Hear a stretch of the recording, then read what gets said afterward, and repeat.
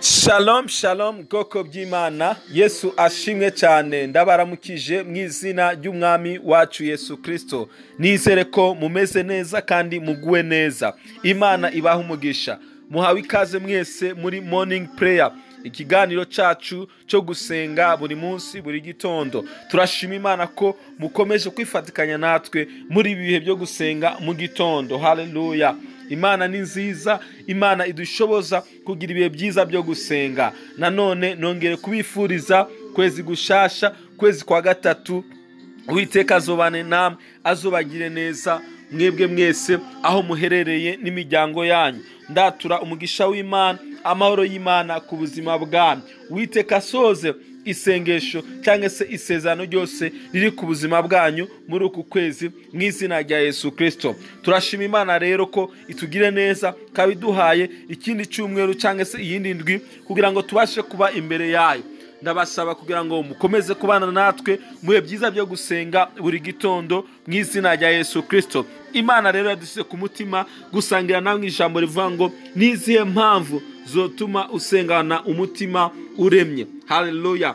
Abantu benshi hari igihe iyo baje imbere y'Imana gusenga batangira gushidikanya, bakibaza ngo ese ko tuje gusaba Imana, ese ibi bintu turi gusaba Imana izobyumva, izobikora? Ugasanga rimwe na rimwe harimo gushidikanya. Ariko iki cyumweru hari ibintu byinshi tuzigana nawe bizotuma by'ukuri ubasha gusenga Imana kandi umutima wawe utuje, umutima wawe uremye, kandi Imana ikishura isengesho ryawe.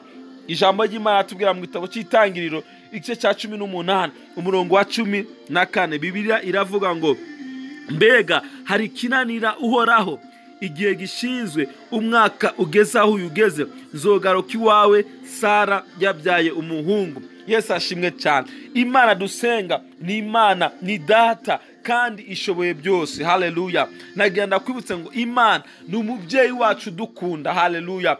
Adukunda urukundo ruhebuje. Haleluya. Kandi ikindi naco ngo ashoboye byose. Bibiliya iratubwiye ngo mbega hari kinanira Uhoraho.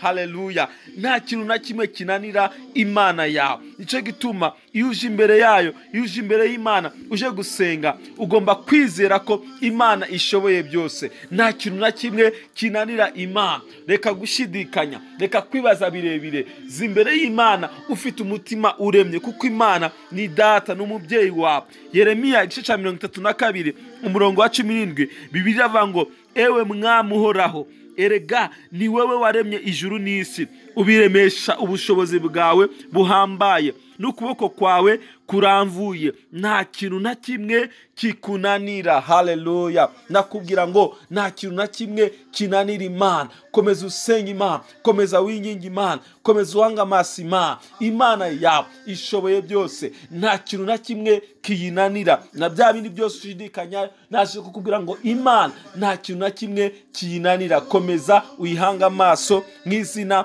rya Yesu Kristo. Uwiteka akugire neza kandi agukomeze. Imana ni data, Imana n'umubyeyi gukunda kandi ishoboye byose. Ukomeze kuyihanga amaso no kuyizera mu izina rya Yesu Kristo. Amen. Mana urakoze kubw'ijambo ryawe. Gire neza umuntu wese aryumvise kandi umushoboze uyu munsi abone kugira neza kwawe mu izina rya Yesu Kristo. Amen. Mugire umunsi mwiza. Shalom shalom.